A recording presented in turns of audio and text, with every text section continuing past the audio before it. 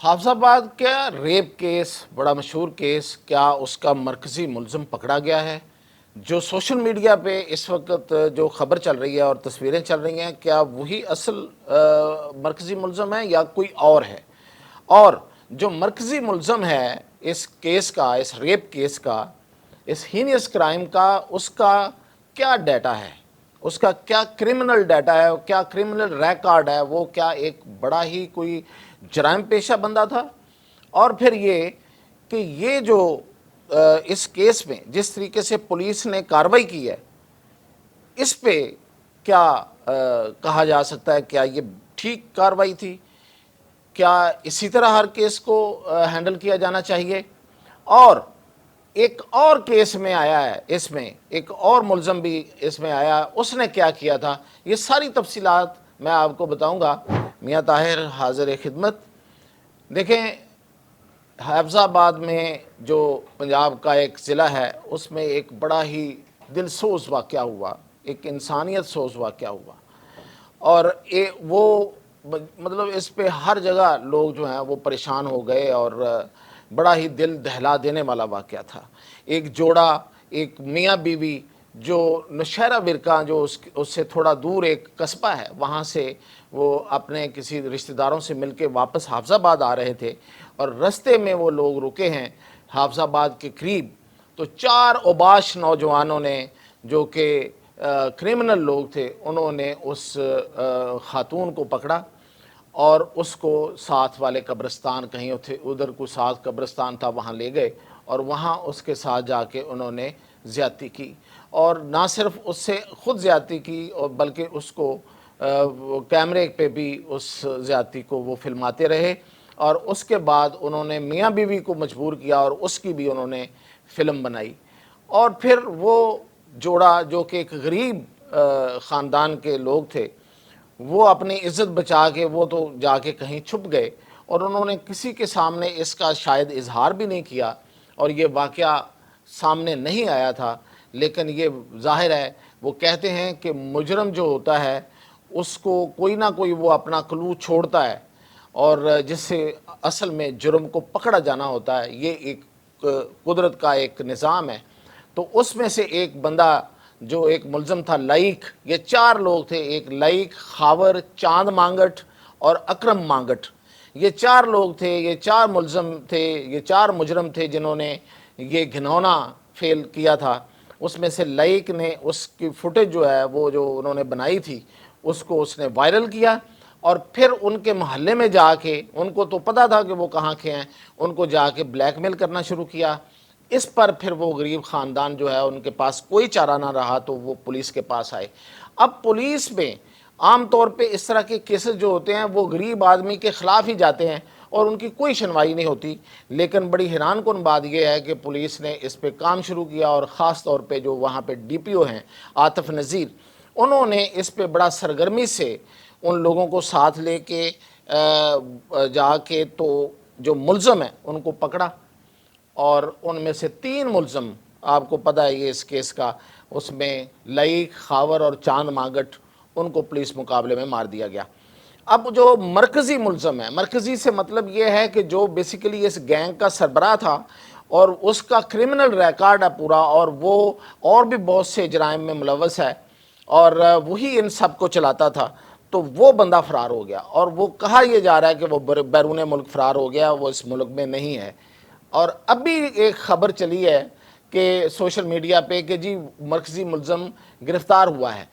دراصل وہ گرفتار نہیں ہوا، جو گرفتار ہوا اس کی ڈیٹیل میں آپ کو بتاتا ہوں۔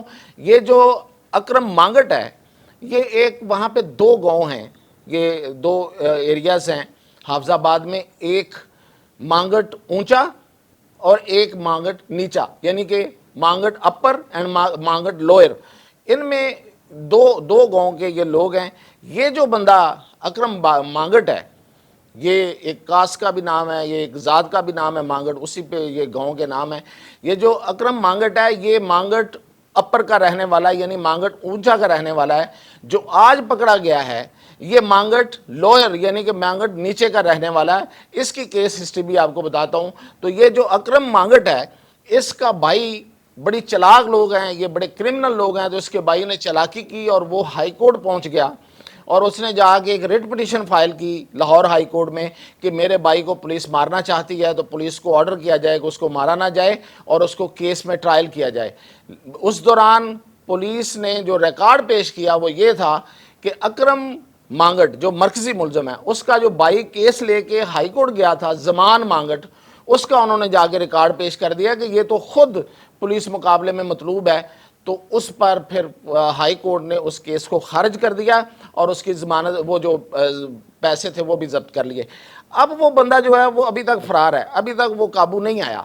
یہ جو بندہ پکڑا گیا اس کا نام فیضان ہے، جو اس وقت سٹوری چل رہی ہے اور لوگ سمجھ رہے ہیں کہ وہ ملزم پکڑا گیا، یہ وہ ملزم نہیں ہے، یہ کیس ہو رہا ہے۔ یہ جو فیضان ہے یہ بھی اسی طرح کی ایک واردات میں ملوث ہے۔ اس نے کسی لڑکی کے ساتھ فون پر اس کی ویڈیو بنائی، برہنہ ویڈیو بنائی اور پھر اس کو وائرل کر دیا اور اس کو وہ بلیک میل کرنے لگا۔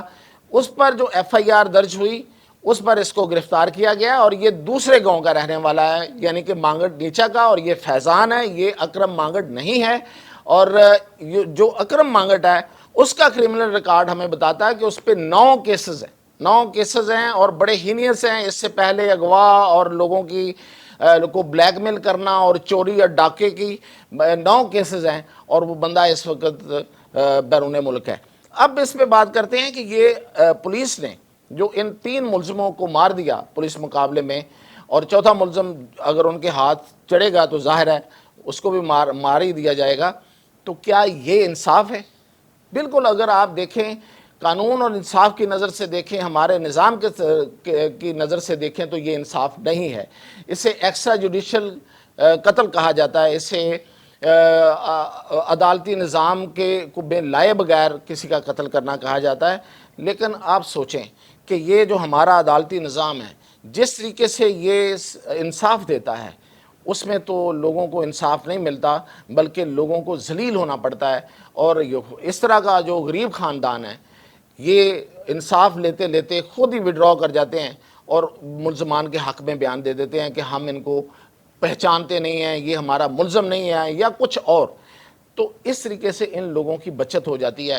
اب یہ بہت بڑی بحث ہے اور ایک عرصے سے یہ بحث ہے، خاص طور پہ پنجاب میں، کہ اس طرح کے ہینیس، اس طرح کے وحشیانہ اور یہ جو گھٹیا قسم کے لوگ ہوتے ہیں، وحشیانہ کرائم کرنے والے، کیا ان کو عدالتوں کے سپرد کیا جائے یا پھر ان کو اسی طرح پولیس مقابلے میں مار دیا جائے؟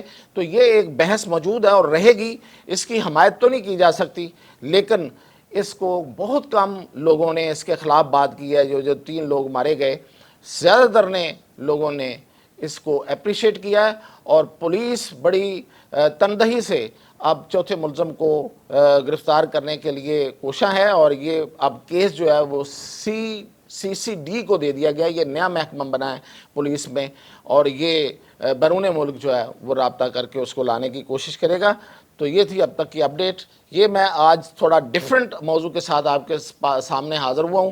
یہ کرائم کا موضوع تھا اور اچھا خاصا لوگوں کی دلچسپی کا موضوع تھا، تو اس پہ اپڈیٹ کرنا ضروری تھا۔ بہت شکریہ۔